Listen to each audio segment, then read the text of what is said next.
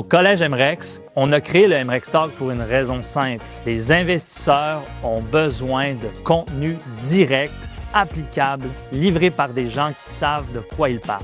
Le format, 4 conférences de 20 minutes, top chrono. Pas de remplissage, pas de pitch déguisé, que de l'essentiel. On en est à la 4e édition et chaque fois, le constat est le même. Les gens repartent avec des choses concrètes à appliquer dès le lendemain. Le 12 juin à Montréal, le billet est 49 $. Inscrivez-vous maintenant, le lien est juste ici.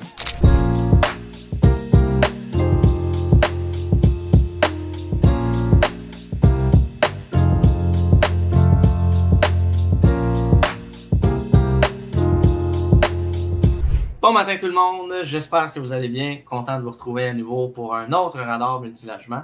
Aujourd'hui, on va parler d'un programme relativement récent, ça fait à peu près 1 an et demi qu'il existe, qui est très spécifique, qui est vraiment pas destiné à tout le monde, mais on pense que c'est important de lui donner un peu de lumière parce qu'il peut avoir beaucoup d'attrait pour des promoteurs privés qui sont qualifiés, compétents, qui ont de l'expérience et surtout qui veulent créer du logement abordable à long terme. Il peut avoir beaucoup d'avantages à utiliser ce programme-là. Donc, on y va avec Mathias Haché pour parler du programme de la SHQ Vol 4. Bon matin Mathias, comment ça va? Salut Jocelyn, ça va bien toi? Yes, merci. Aujourd'hui, on voulait parler d'efficacité énergétique, surtout en construction en fait, parce qu'on le sait, l'efficacité énergétique avec les programmes APH-ELEC là, ont été un gros fer de lance là, de la construction depuis 4 ans, depuis que le programme APH-ELEC est sorti. Il y a eu différentes évolutions dans le temps. Les critères au début, on le sait, étaient un peu moins restrictifs. Beaucoup de constructeurs, promoteurs se sont lancés là-dedans avec grande joie, surtout à l'époque là, où est-ce que le marché était en hausse de taux importante. Ça a un peu sauvé le marché, on va se le dire. Mais là, il y a une grande réforme là, d'annoncer pour le 30 septembre prochain avec des critères qui sont encore plus restrictifs. Donc, évidemment, plus de défis, plus de préparation. Et là, on s'est dit, pourquoi pas prendre le temps pour une fois de sauter à pieds joints dans les détails du nouveau programme. On en avait parlé dans les débuts quand c'est sorti, mais là, on a beaucoup plus de spécifications à propos de ça.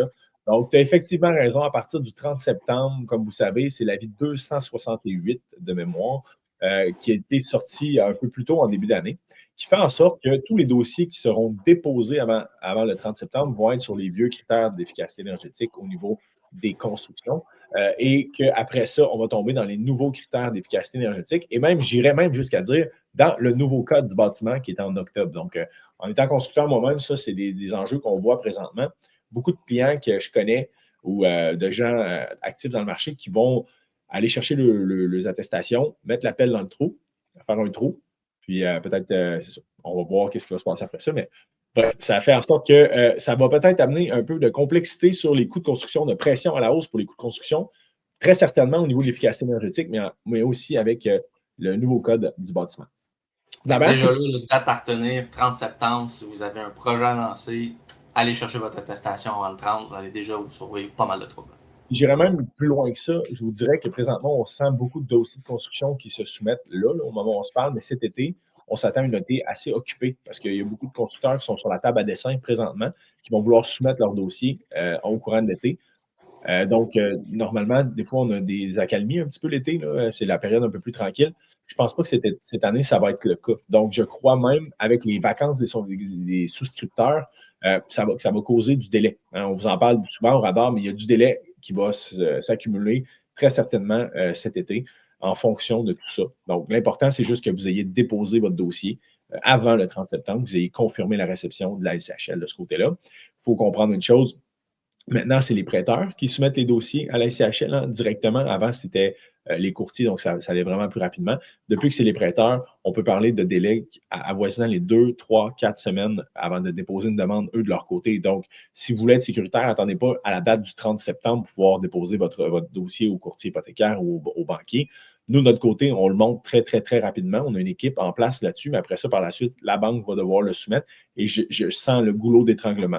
Donc, si vous voulez être sécuritaire, peut-être plus dans les coins d'Août, soumettre ça, ça serait mieux de votre côté. Il faut comprendre. Et on parlait aussi avec Sacha dans un autre radar, mais les prêteurs, en fonction de leur délai et du volume qu'ils ont, ça se magasine aussi. Il ne faut pas l'oublier.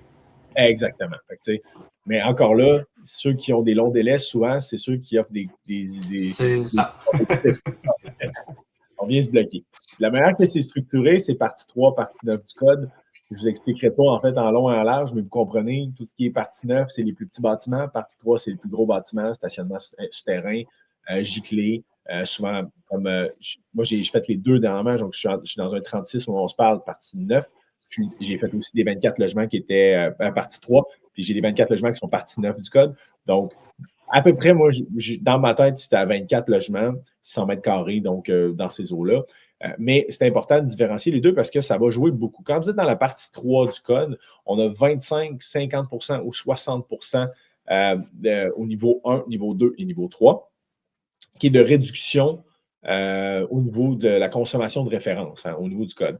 Et je vous ai sorti des données, mettons, pour dire qu'est-ce que ça prend pour faire l'efficacité à peu près. Puis encore là, ça dépend de votre projet, ça dépend de la localisation, ça dépend de plein de choses, de votre ingénieur. Mais somme toute, règle générale, je vous ai sorti un peu les dossiers que nous, on a vus dernièrement. Et pour un 25 de réduction pour la partie 3 du code, on est dans une enveloppe standard, thermopompe murale, éclairage au LED, plomberie à faible débit. Ça, jusque-là, ça va bien. Niveau 2, à 50 de réduction de la consommation. C'est là que je trouve que ça commence à se corser quand même pas mal. C'est l'isolation du garage terrain, thermopompe murale à haute efficacité, VRC à haute efficacité, éclairage au LED, pomme de douche faible débit, robinet à faible débit, thermostat programmable. Et il y a de l'ajustement, comme je vous dis, à faire selon le type de projet. Et là, juste gîteler un garage souterrain, ça coûte une petite fortune. Là. Je parlais à certains promoteurs, je pense qu'ils me parlaient de 100 000 à peu près pour du temps gîtelé à grandeur. Très grand stationnement, mais quand même, c'est à bien considérer dans ses coûts. Les coûts vont être exponentiels rendus au niveau 3, à mon sens, qui est une réduction des consommations de référence appliquée, c'est au niveau 2. Fait que tout ce que je vous ai dit déjà.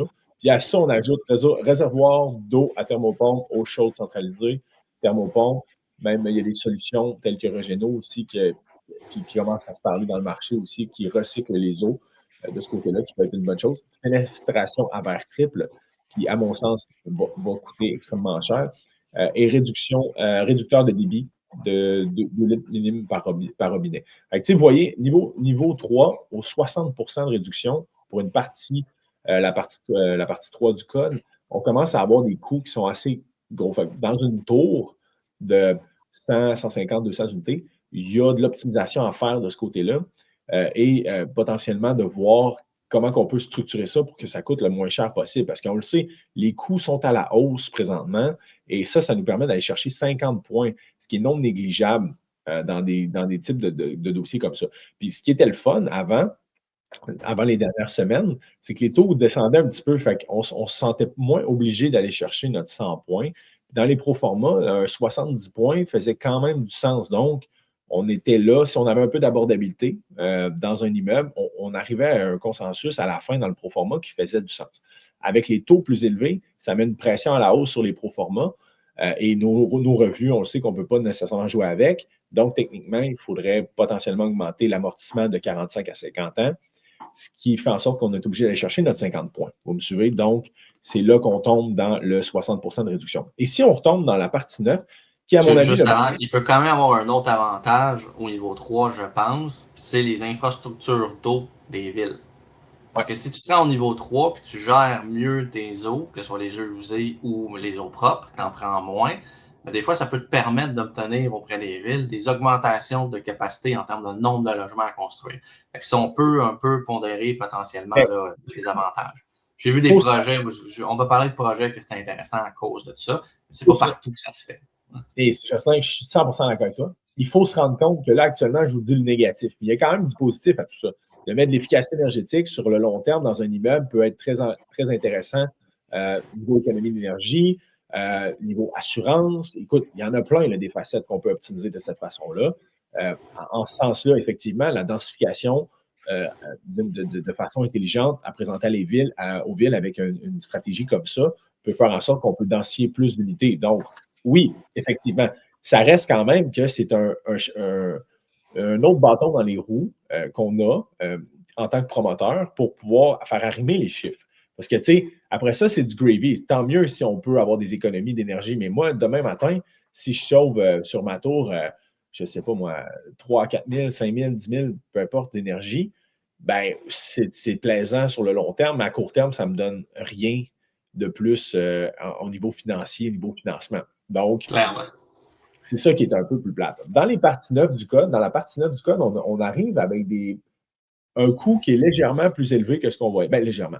Dépendamment encore là, le type de bâtiment, votre type de construction, tout ça, ça reste quand même accessible. Et là, je vous rappelle, on est à 20 de réduction pour le niveau 1, 40 pour le niveau 2 et 70 pour le niveau 3. Au niveau du 20 on a une enveloppe standard, thermopompe murale, éclairage au LED, plomberie à faible débit. Ça, c'est comme je vous dis, c'est typique. On le voit pas mal. À 40 bien, c'est ce qu'on a actuellement en termes de demande d'efficacité. Donc, ça ne change pas. Thermopompe murale, haute efficacité. VRC à haute efficacité, éclairage au LED, pomme de douche, robinet à faible débit, thermostat reprogrammable, réservoir d'eau, thermopompe intégrée.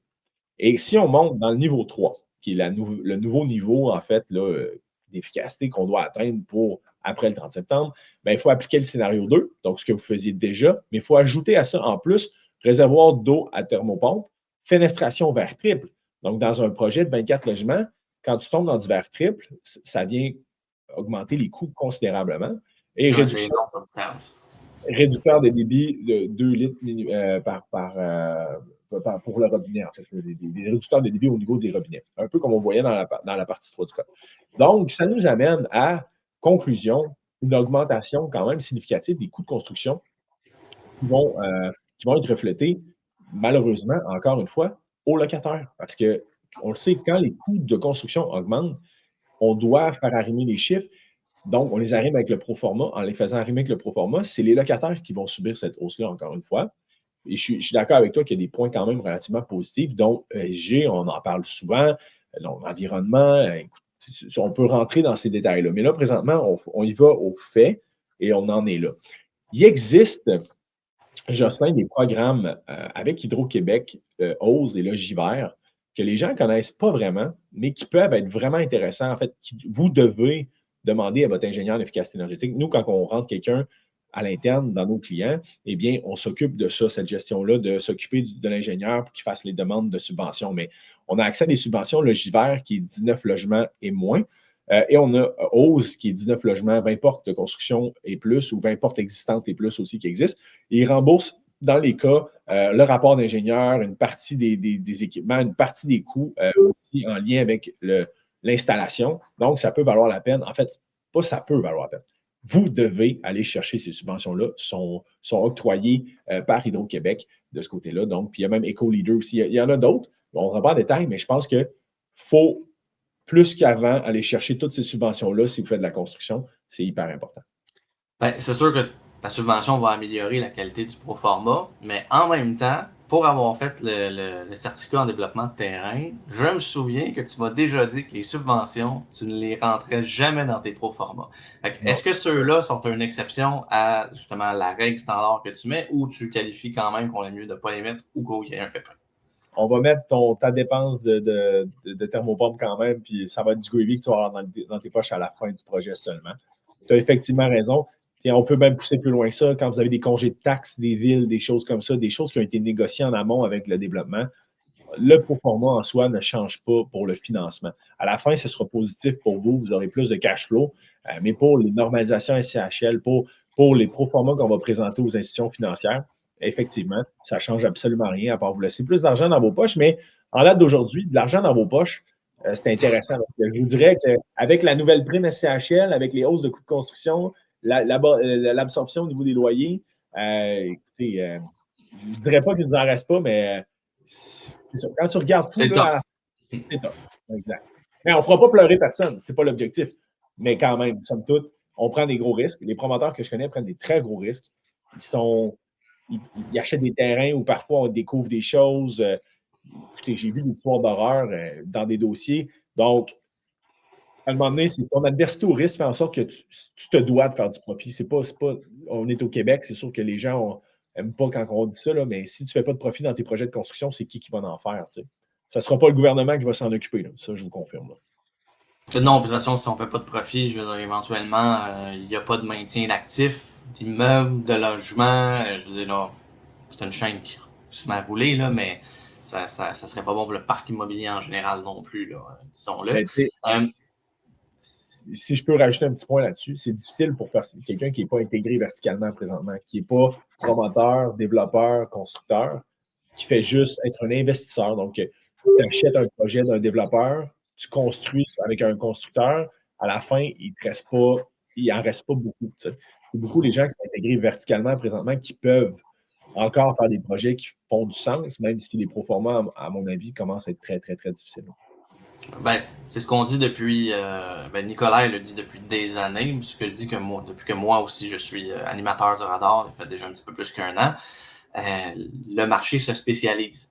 Nécessairement, on le voit, là, encore une contrainte supplémentaire ou un défi supplémentaire à gérer, là, paramètres partie 9, partie 3 du code, 3 niveaux plus difficiles à atteindre, etc. On a parlé d'augmentation des primes en construction, il y a plein d'affaires qu'on parle depuis les dernières années, qui sont tous des défis supplémentaires que si pas effectivement intégré horizontalement, ben, tu n'as pas une équipe nécessairement pour gérer toutes ces modifications-là, puis la mise à niveau, puis l'adaptation, parce que c'est une adaptation au changement.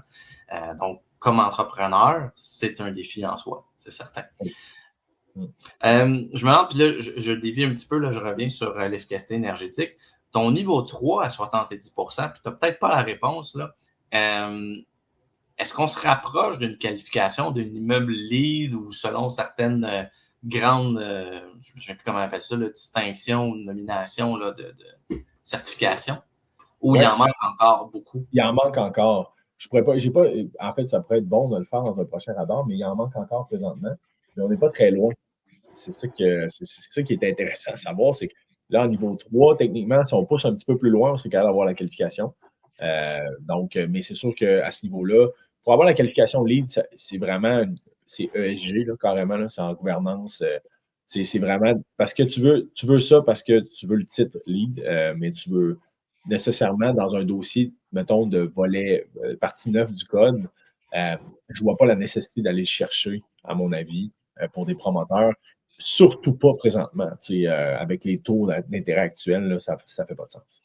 Okay. J'avais déjà entendu dire qu'avec certains prêteurs qui accordaient des rabais de taux quand l'immeuble était certifié LEED ou autre, mais est-ce que ça vaut vraiment la peine par rapport au coût de construction supplémentaire? Peut-être pas. Mais bon, des fois, pour la réputation ou avoir un immeuble trophée, mettons, dans notre parc, il y en a qui pourraient vouloir le faire. Là. Oui, il y a des prêteurs qui donnaient des rabais de taux dans les débuts pour l'abordabilité. Hein, je ne sais pas si tu t'en rappelles, quand tu avais de l'abordabilité, tu avais un taux d'intérêt plus intéressant à cause de ton abordabilité.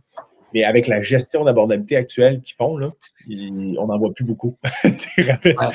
Donc, ils ont coupé ça, puis ils ont augmenté les spreads. Je pense qu'on peut le dire que non. Exact. Pour répondre à ta question, oui, c'est ton projet LEED. Est-ce que tu vas avoir une coupe de PIN? La réponse est oui. Est-ce que c'est un game changer? La réponse est non. Non. Bon. Voilà. Excellent. Gros merci, Mathias. C'est rare qu'on fait dans le détail l'efficacité énergétique. Fait que je pense que ce radar-là va rester longtemps dans les références de nos auditeurs. Merci beaucoup. Bonne journée à tout le monde.